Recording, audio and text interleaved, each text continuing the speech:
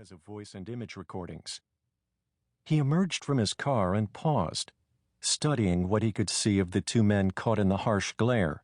Unfortunately, that only amounted to the backs of their heads. He needed to know what their hands were doing.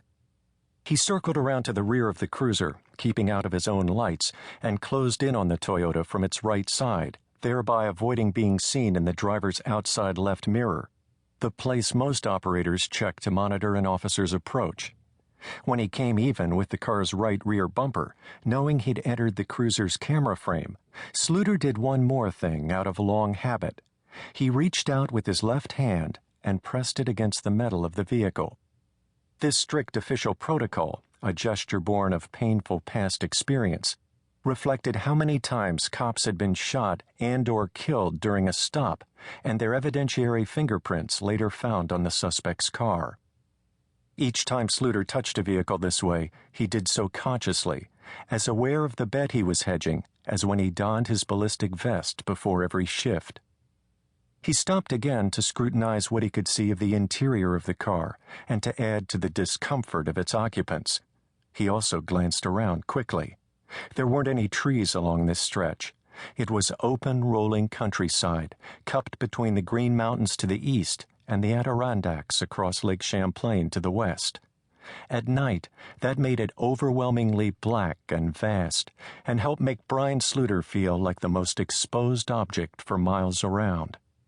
Returning to the task at hand, and secure that he'd seen no obvious signs of danger from inside the passenger area, like the glint of a gun or a suspicious posture or movement, he turned on his small, powerful handlight and shined it directly into the car, starting with its rear seat.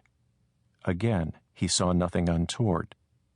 Both heads swiveled in his direction as he walked up to the passenger window and tapped on it with his light, standing even with the back door to make of himself a harder target.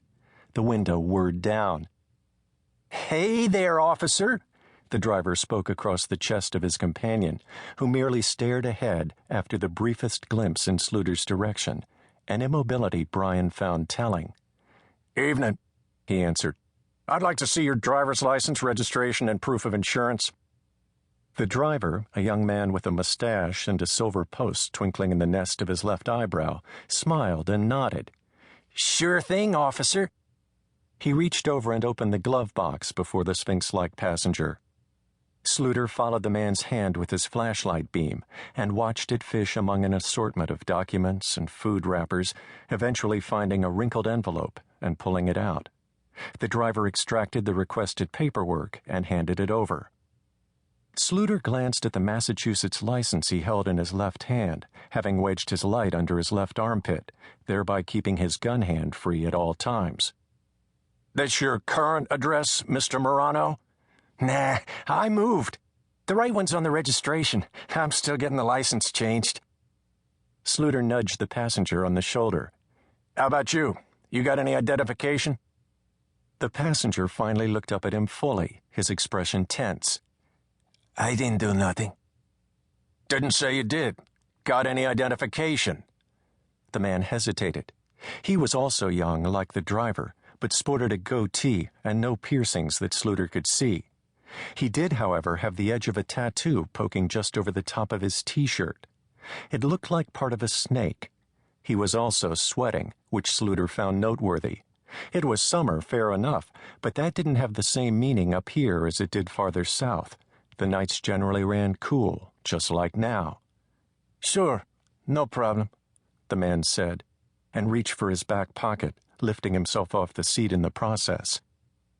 Sluder stepped back, watching them carefully. Every nerve in his body told him he had something cooking here, people with criminal records at least, and probably more. He took the other man's driver's license when it was handed to him and repeated his earlier question. "You still at this address, Mr.?" He paused to read. "Griga?" "Sure," Griga answered, once more looking straight ahead. Sluder paused a moment, considering his approach. What he was hoping for was a consent search. What he knew he should request was backup, but he was reluctant to pursue that.